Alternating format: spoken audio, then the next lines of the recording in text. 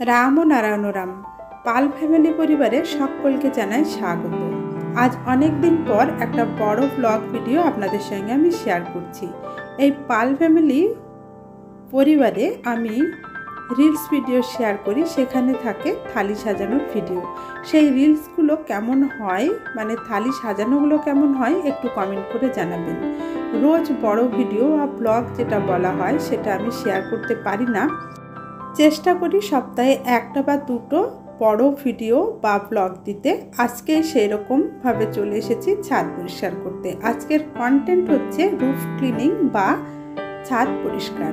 এই যে গাছের পাতাগুলো দেখছেন, এগুলো গুছিয়ে ফেলে দেব না, একটা বাস্কেটে রেখে দিচ্ছি, পরে কাজে লাগবে। এই পাতাগুলো জমেছে ছাদের উপরে, ওই যে পাশে শাল গাছটা আছে, সেই শাল গাছের পাতা পড়ে পড়ে এগুলো জমে আছে। বেশ কয়েক মাস হয়ে গেল ছাদটা পরিষ্কার করা হয়নি। কয়েক মাস হয়েছে, তার কারণ আছে। কারণ আমি বাড়িতে বেশিরভাগ সময় থাকি না, মাঝে মাঝেই আমাকে কলকাতাতে থাকতে হয়। ছেলেমেয়েরা পড়াশোনা করে সেখানে তাদেরকে দেখাশোনার জন্য যাই, মাঝে মাঝেই সেখানে থাকি, যার কারণে বাড়ির ছাদ পরিষ্কার করার সেইভাবে সময় হয়ে ওঠে না। ঘরগুলো এসে পরিষ্কার করে নেওয়া হয়, রান্নাবান্না কাজকর্ম সবই হয়, কিন্তু ছাদ পরিষ্কার সেভাবে আমি করে উঠতে পারি না, মানে সময় করে উঠতে পারি না, এত কাজের চাপ থাকে। এই যে মানে এই শুকনো গাছের ডালগুলো দেখছেন, এই ডালগুলো কিভাবে শুকিয়েছে, মানে গাছ শুকিয়ে গেছে। টবে গাছ ছিল, সেই গাছ জলের অভাবে শুকিয়ে গেছে। যখন জলের অভাবে গাছ শুকিয়ে যায় না, মনটা ভীষণ কষ্ট হয়, মানে মনটা কষ্টে ভরে যায় যে আমার অক্ষমতার কারণেই গাছে জল দেওয়া হয়নি, যার কারণে গাছের ডাল শুকিয়ে গেছে। মনে ভীষণ কষ্ট হয়, কিন্তু কি করব, সময় করে উঠতে পারি না, সুযোগ করে উঠতে পারি না, গাছে জল দেওয়া হয় না, গাছের ডাল শুকিয়ে যায়। আর এই যে ছাইগুলো দেখছেন, এগুলো হচ্ছে কাঠের উনুনে আমি রান্না করেছিলাম ছাদের উপরে। রান্না করেছিলাম বলতে অনেক দিন আগে রান্না করেছিলাম, ভাত তরকারি নয় বন্ধুরা, আমি পিঠে বানিয়েছিলাম। সেই টবের থেকে এই ছাইগুলো ওখানেই পড়েছিল। মাঝে একদিন বৃষ্টি বৃষ্টি আবহাওয়া এলো, উনুনটাও ছিল, মানে তোলা একটা উনুনটাকে সরিয়ে নিয়েছিলাম, ছাইটা ফেলে দেওয়া হয়নি। আজকে সেই ছাইগুলো গুছিয়ে তুলে রাখছি। এই ছাই ফেলে দিলে আবার হবে না, এই যে কৌটোটার মধ্যে, মানে রঙের কৌটোটার মধ্যে রেখে দিলাম, কারণ আমাদের এখানে বাজার থেকে মাছ কেটে দেয় না, মাছ কাটার সময় আমার একটু ছাই লাগে, সেই কারণে ছাইটা রেখে দিলাম। সমস্ত কিছুই দরকার লাগে, কথায় আছে না, ছাই ফেলতে ভাঙাগুলো দুর্মূল্য। আমাদের হয়েছে সেই রকম অবস্থা। এবার ছাদটা ভালো করে ঝাড় দিয়ে পরিষ্কার করে নিচ্ছি। যাই হোক, অনেক দিন পরে হলেও শীতের শেষে ছাদটা পরিষ্কার করে নিচ্ছি, মনটা বেশ ভালো লাগছে। তবে ভিডিওটা অনেক দিন আগেরই করা, এডিটিং করা সম্ভব হয়নি, তাই অনেক দিন পরে হলেও এডিটিং করে আপনাদের সঙ্গে শেয়ার করছি। আচ্ছা, ছাদ পরিষ্কার করতে করতেই আমি আমার পরিচয়টা আপনাদের সঙ্গে সেরে নিই। আমি প্রথম বড় ব্লগ দিয়েছিলাম শিবরাত্রির দিন। সেদিন তো পুজো পাঠ, পুজো আশ্রা নিয়ে ব্যস্ত ছিলাম, নিজের সম্বন্ধে জানানোর সময়ও হয়নি, আমার পরিচয় পর্বটাও আপনাদের সঙ্গে করে ওঠা সম্ভব হয়নি। আমার ব্লগ আপনারা যারা দেখেন তাদের নিশ্চয়ই মনে আকাঙ্ক্ষা জাগতে পারে যে আমি কে। সেই হিসাবে আমি আপনাদের সঙ্গে পরিচয় পর্বটা আজকে সেরে নিচ্ছি। আপনাদের তো আমি সামনাসামনি দেখতে পাবো না, তবুও দূর থেকেই আমি আমার পরিচয়টা আপনাদের দিচ্ছি।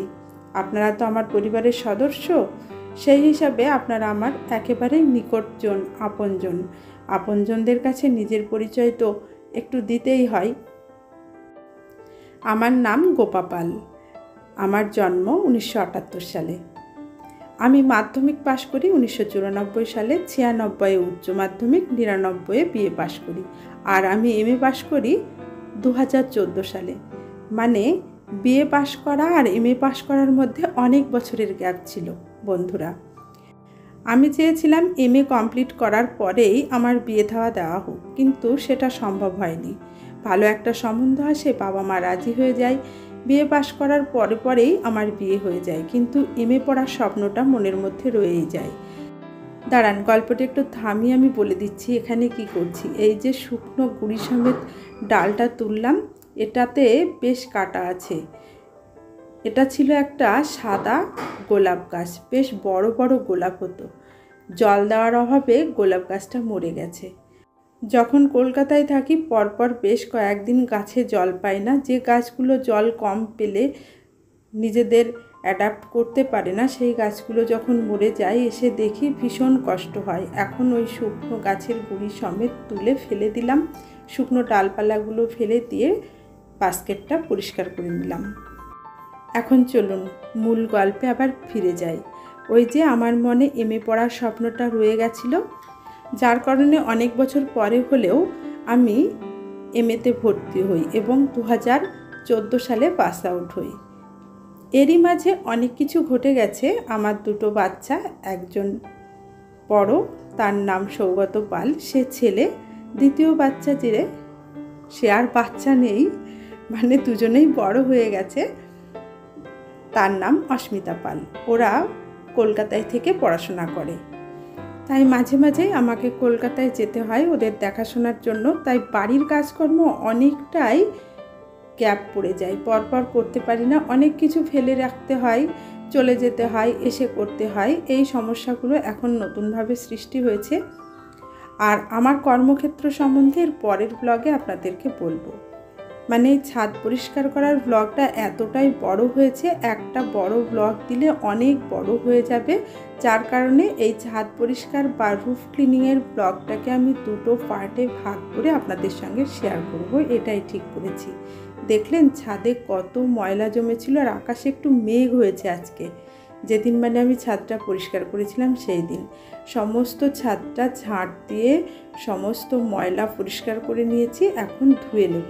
এই ছাদের মানে মেঝেটা এতটাই ভালোভাবে তৈরি করা, ছাদে জল ঢেলে দিলে জল কিন্তু ছাদে এক ফোঁটাও জমে না। ওই যে নালি দেখছেন, নালি দিয়ে জল একদম স্মুথলি নেমে যায়, কোনো কোনায় কোনো জায়গায় একটুও জল জমে থাকে না। যার কারণে একটু বেশি করে জল দিয়ে দিলেই সমস্ত ময়লাগুলো আপনার জলের সঙ্গে নালি দিয়ে বাইরে নেমে যায়, মানে নিচে নেমে যায়।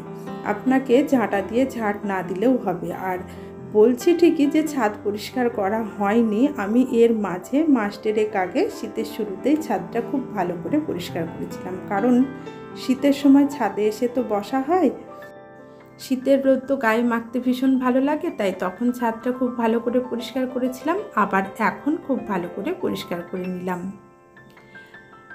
ওই পাশের ছাদটা তো পরিষ্কার হয়ে গেছে দেখলেন, এ পাশের ছাদটাও একই দিনে পরিষ্কার করেছি। বললাম না ব্লগটা অনেক বড় হয়ে যাবে, তাই দুটো পার্টে দেব। ছাদের টবে অনেক গাছ থাকে তো, তাই ছাদটা মাঝে মাঝে এরকম নোংরা হয়ে যায়, পরিষ্কার করে নিতে হয়। আজকের ব্লগটি কেমন লাগলো কমেন্ট করে জানাবেন। ভালো লাগলে পাল ফ্যামিলি চ্যানেলটি সাবস্ক্রাইব করে সাপোর্ট করার অনুরোধ জানালাম। ভিডিওটি দেখার জন্য ধন্যবাদ।